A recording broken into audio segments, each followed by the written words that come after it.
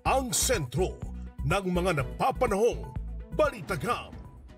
Civil Service Commission naglabas ng bagong regulasyon hinggil sa paggamit ng tropical fabrics sa mga uniforme ng kawani ng gobyerno.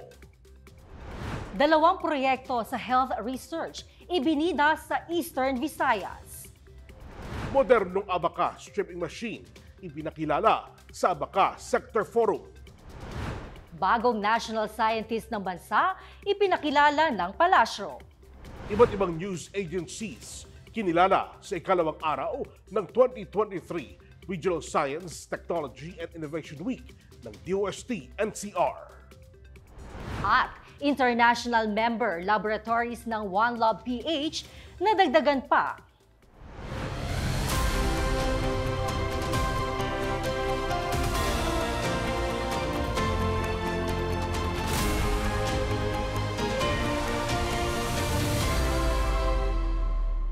Magandang agaang Pilipinas, ngayong araw ng Martes, September 12, 2023. Sa pagpasok ng Setyembre, inilabas ng Civil Service Commission ang bagong implementing rules and regulation para sa pagpapatupad ng Section 3 ng Republic Act 9242 o mas kilala sa tawag na Philippine Tropical Fabrics Law. Sa ilalim nito, inatasan ang mga ahensya ng gobyerno na gamitin ang tropical fabrics sa mga uniforme ng kawani nito. Ang detalye ng anunsyong ito alamin kay DOST-TV correspondent Reyna Rialino. Onin, Jel, inilunsad ang bagong Implementing Rules and Regulations o IRR ng Philippine Tropical Fabrics o PTF Law noong ika-30 ng Agosto upang gawing mas madali para sa mga kawani ng gobyerno ang pag-access sa PTF para sa kanilang mga uniforme. Ang Civil Service Commission kasama ang Department of Science and Technology, Department of Trade and Industry at Department of Agriculture ay naglunsad ng revised IRR para sa Republic Act 9242 o PTF Law. Ang pag-aamyenda ng IRR ay resulta ng kolektibong pagsusuri ng Komite Teknikal ng PTF. Ang naturang Komite Teknikal ng bagong IRR ay pangungunahan ng DOST Philippine Textile Research Institute o DOST-PTRI. Ayon sa ulat noong 2021 ay may mga suliranin sa pagpapatupad ng batas. Kabilang sa mga suliraning tinutugunan ng inamyendahang IRR, ang ulat na non-availability ng Philippine Tropical Fabrics, kawalan ng spinning technology sa Pilipinas, at ang limitadong bilang ng mga supplier na kayang sumunod sa pamantayang itinakda ng DOST-PTRI. Sa bagong IRR, in-update ang weight requirement para sa natural textile fibers, kung saan mula sa 5% by weight sa abaka, saging at pinya, at 15% by weight sa silk, ay ginawa na itong at least 5% by weight sa parehong mga textile fibers.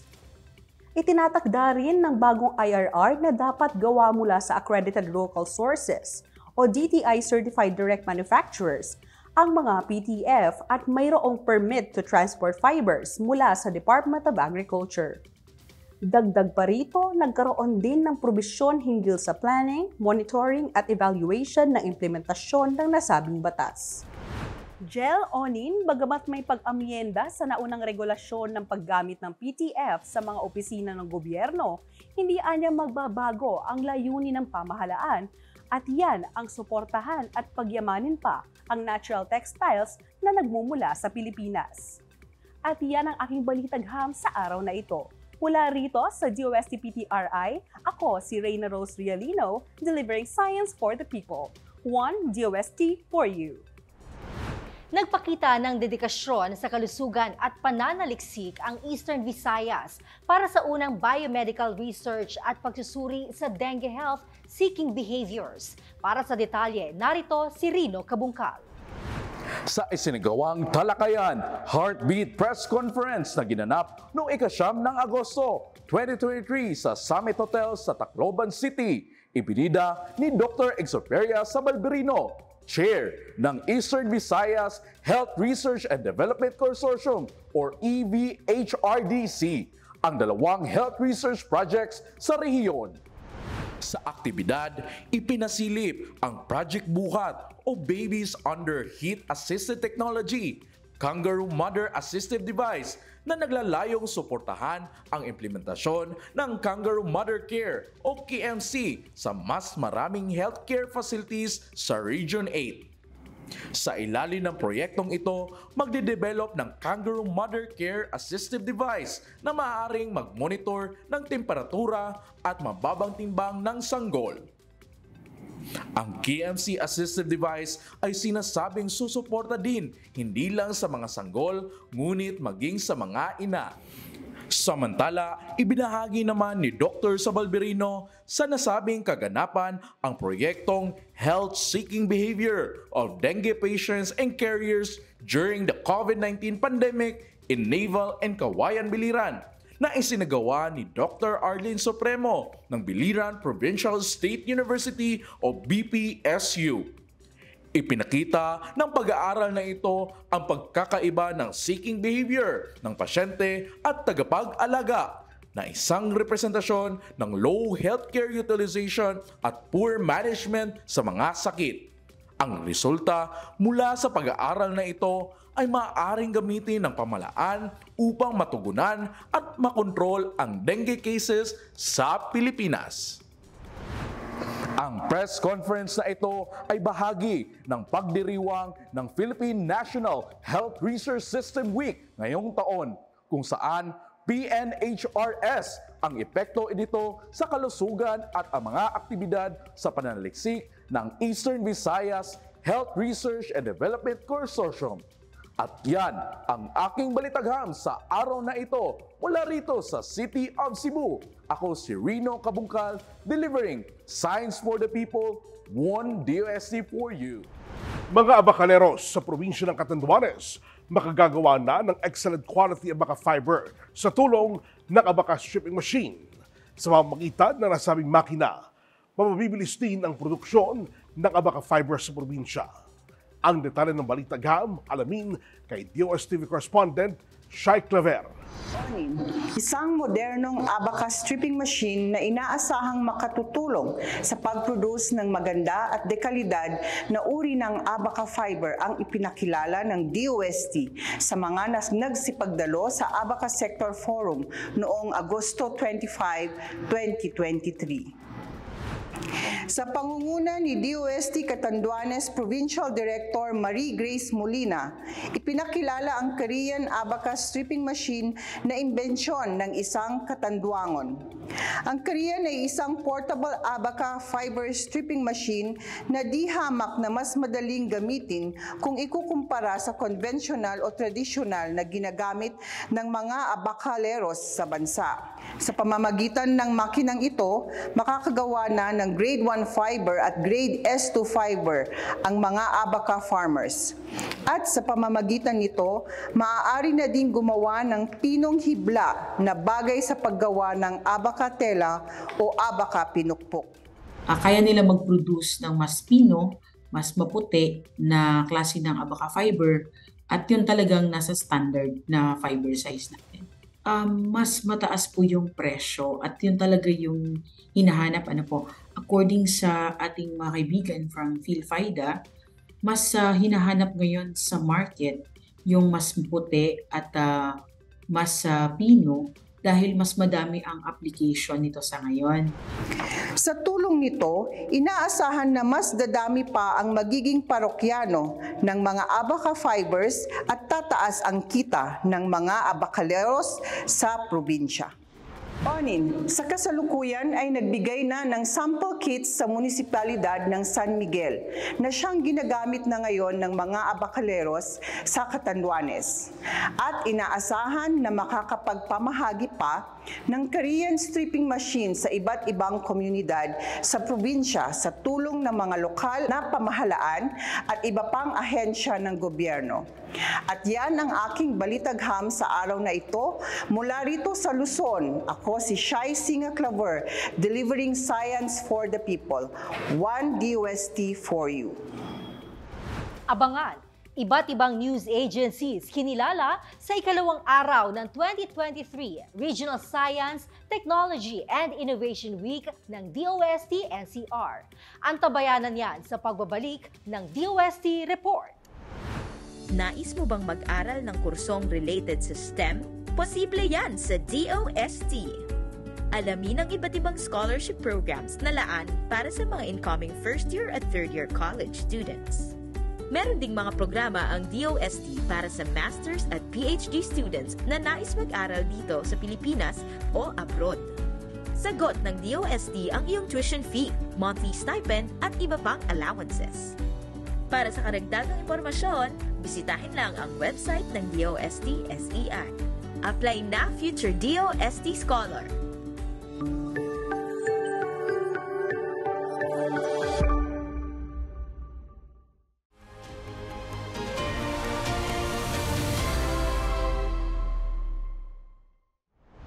Kinilala sa ikalawang araw ng Regional Science and Technology Week ng DOST National Capital Region ang mga news agencies na naging kaagapay ng ahensya sa paghatid ng mga impormasyon sa science and technology. Ito'y bilang pagkilala sa kanilang pagigibahagi sa science communication at pagbuo ng science culture sa Pilipinas. Ang balitagham ng naturang kaganapan ihatid ni DOST correspondent Desa Maderal.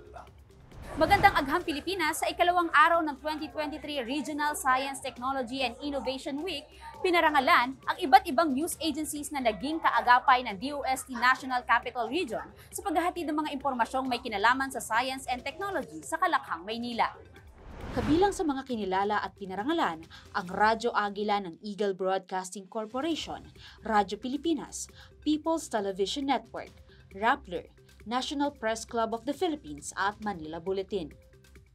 Kabilang din sa pinarangalan at kinilala ang DOST-TV Science for the People na kilalang broadcast platform kung saan pinalalabas at ipinakikita ang iba't ibang proyekto, teknolohiya at programang binuo ng mga ahensya at regional offices ng Department of Science and Technology.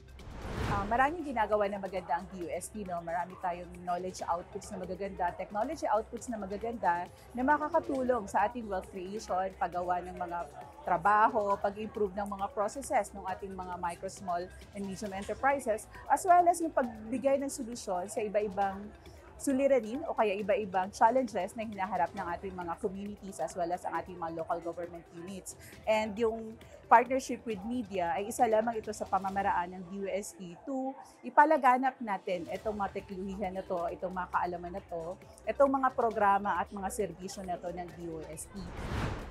Ayon kay Regional Director Romelan Tresvalles, importante na malaman ng mamamayang Pilipino ang mga proyekto at programa ng DOST dahil malaki ang gagampanang papel nito sa pagpapaunlad ng Pilipinas. Sabi nga nila, di ba, science, technology, and innovation ang talagang driver ng economic growth.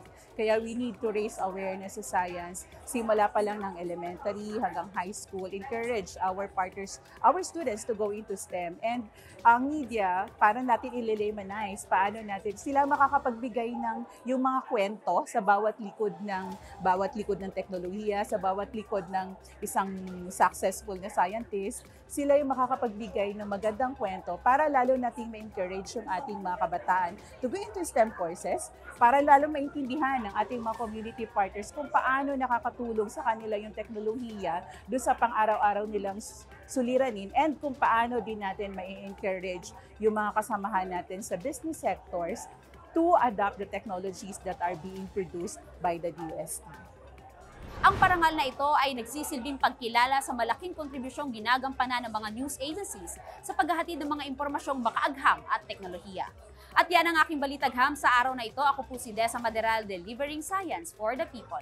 One DOST for you. Isang makasaysayang seremonya ang naganap sa Malacanang Palace dahil sa pagbigay ng parangal ng Pangulo sa isa pang national scientist ng bansa dahil sa kanyang mahalagang kontribusyon sa larangan ng siyensya. Ang detalye ihahatid ni DOST-TV correspondent Shamay Grande. Ipinagkaloob ni Pangulong Ferdinand R. Marcos Jr. ang Order of National Scientist kay Dr. Carmencita D. Padilla dahil sa kanyang mahalagang kontribusyon sa pagsasagawa ng newborn screening sa Pilipinas, gayon din sa pagtatag ng Philippine Genome Center. Ang Order of National Scientist Award o Orden ng Gawad ng Pambansang Alagad ng Agham ay itinuturing na pinakamataas na pagkilala sa isang tao sa larangan ng siyensya sa Pilipinas. Ipinagkakaloob ito ng Pangulo matapos magrekomenda ang National Academy of Science and Technology, Philippines. Kinilala si Dr. Carmencita D. Padilla sa kanyang pananaliksik sa newborn screening na nagligtas sa mga sanggol mula sa mental retardation at kamatayan dulot ng ilang mga congenital disorders. Dahil dito, isinibatas ang Republic Act No. 9288 o Newborn Screening Act of 2004 at ipinapatupad ito sa mahigit 7,400 na health facilities sa Pilipinas. Sa larangan ng genomics, itinatag ni Dr. Padilla ang Philippine Genome Center o PGC bilang isang multidisciplinary institution na magkakasama ang basic at applied research para sa pag-unlad ng health diagnostics, therapeutics, DNA forensics, preventive products at ang pagpapabuti ng mga uri ng pananim sa bansa na naging bahagi ng paglaban sa COVID-19. Bukod dito, siya rin ang pangunahing tagapagtatag ng iba't ibang medical at laboratory facilities tulad ng genetic laboratories sa National Institute of Health, Cytogenetics Laboratory, Newborn Screening Center, Molecular Genetics Laboratory, Biochemistry Laboratory, Microarray Laboratory, at Hemoglobinopathy Laboratory.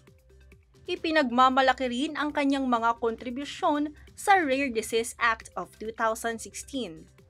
JEL, ang Order of National Scientists of the Philippines, ay ang pinakamataas na parangal na iginagawad ng gobyerno sa mga sayentipiko ng Pilipinas.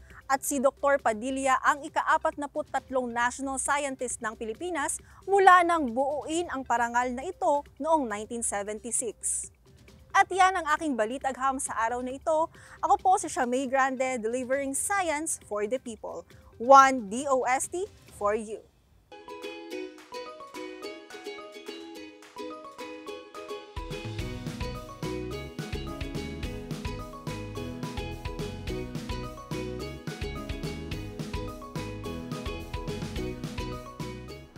Para sa ating trivia of the day, sino ang kauna-unahang babae na naging national scientist ng Pilipinas? Siya ay nakilala sa kanyang mga kontribusyon sa larangan ng pediatrics. Clue, iginawad sa kanya ang titulong National Scientist noong taong 1980. Kung alam ninyo ang sagot, i-comment na sa aming Facebook page at YouTube channel. Abangan sa aming pagbabalik. Ating pakinggan ang opinyon sa mga may init na usapin ng bansa straight from DOST Secretary Renato Yusilidum Jr. Huwag kayong bibitiw, magbabalik pa ang DOST Report.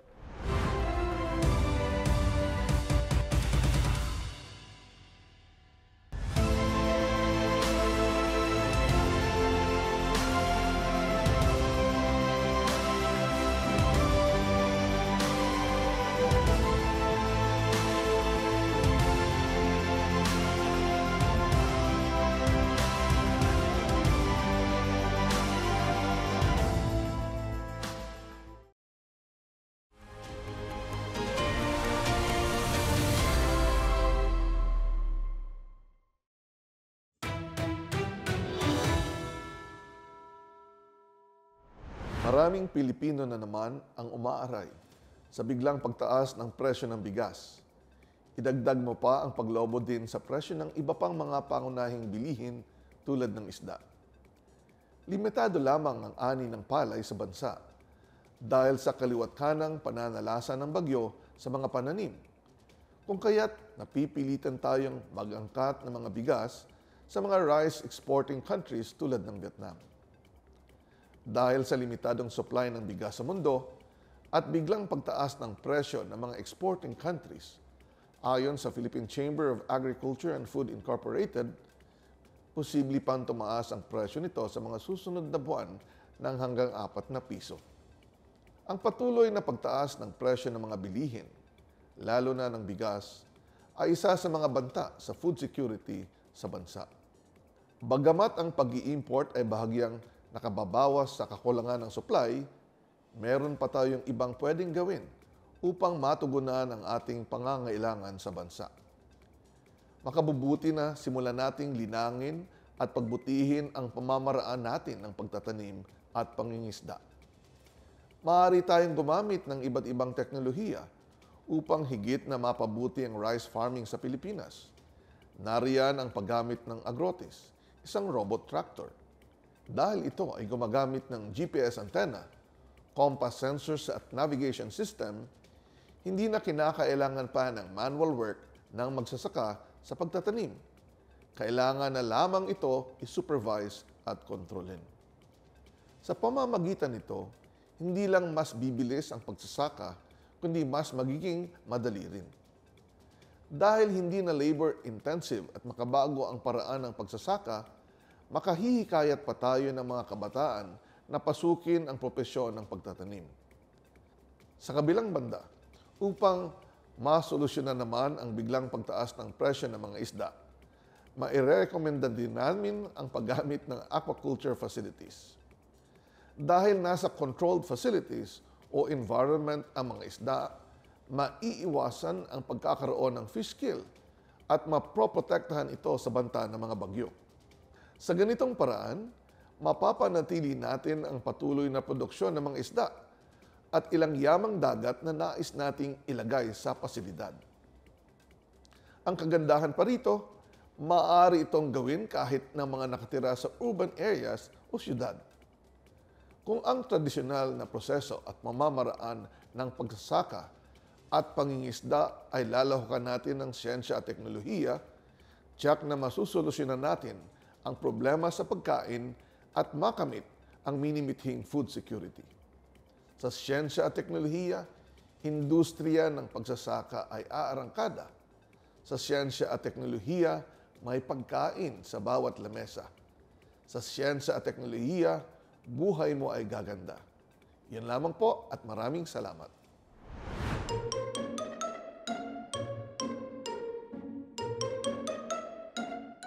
Ang mga Pilipino tunay ngang pinagpala dahil bukod sa mga likas yaman na pumapalibot sa atin, ay mayaman din tayo sa ideya at talino. Kaya naman hindi katakataka na marami sa atin ang nakaiisip ng malikhaing ideya na nagbubunga ng mga imbensyon. Kaya upang suportahan ang mga natatanging ideya at imbensyong ito, agham mo ba na may programa ang DOST, Technology Application and Promotion Institute para sa Filipino inventors? Sa ilalim ng Concept Prototyping Program ng Technology Application and Promotion Institute o DOST-TAPI, tinutulungan ang mga Filipino inventors na maisakatuparan ang kanilang ideya at imbensyon. Sa pamamagitan ng programang ito, ang science and technology dreams at ideas ay maaari nang maging reality. Wow sa agham, di ba? Agham mo rin ba na kabilang sa suportang ibinibigay ng DOST-TAPI ang financial assistance na nagkakahalaga ng 200,000 pesos na magagamit sa pagsasagawa ng initial prototype, market research at iba pang hakbang na makatutulong sa pagbuo ng imbensyon. Bukod sa tulong pinansyal, sa ilalim din ng programang ito, nagbibigay ang DOST-TAPI ng mga tulong teknikal tulad ng pagkakaroon ng access sa mga pasilidad at laboratorio. Gayon din ang pag-uugnay sa iyo sa mga eksperto na maaaring makatulong upang tuluyang maging reality ang iyong ideas. Sa angking talino ng mga Pilipino at suporta mula sa gobyerno, hindi malayong makagawa tayo ng daan o libong imbensyon na makatutulong sa pag-unlad nating mga tao. Kaya kung ikaw ay isang certified inventor ng bayan, magpasa na ng inyong application sa tapi.dost@yahoo.com o bisitahin ang techtrans.gov.ph, and together, let's make your ideas and invention into reality.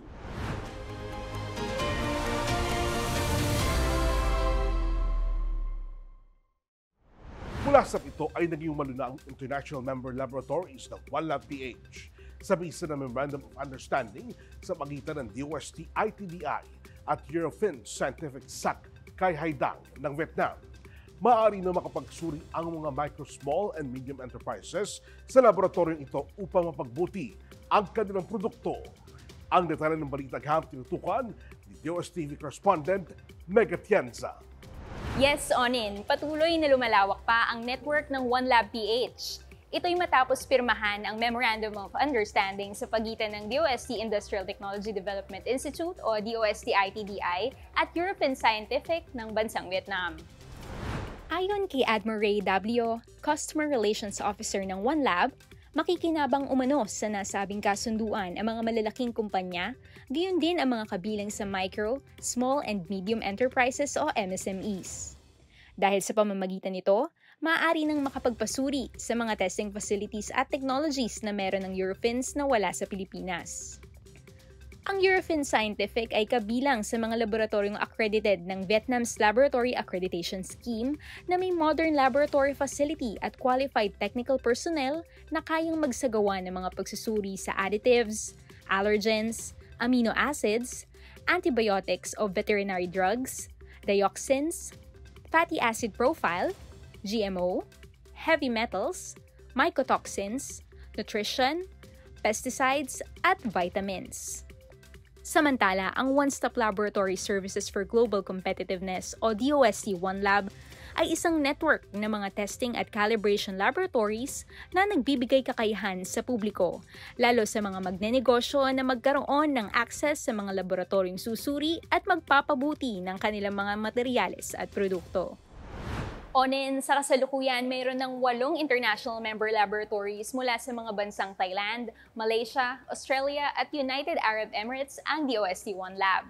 Habang may 16 na DOST Regional Standard and Testing Laboratories, 7 Research and Development Institute Laboratories at 28 non-DOST testing laboratories na ang DOST OneLab.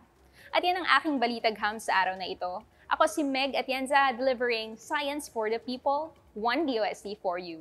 At yan po ang may init nating balita mula sa mundo ng agam at teknolohiya sa nakalipas na linggo. Magkita-kita po tayong muli sa susunod na Martes, alas 8 ng umaga, dito sa People's Television Network. Muli ako po si Jel Miranda, naghahatid sa inyo ng mga kaalaman sa agham at teknolohiya. Natutugon sa pangailangan ng bansa. Ako si Oning Miranda at ito ang DOST Report.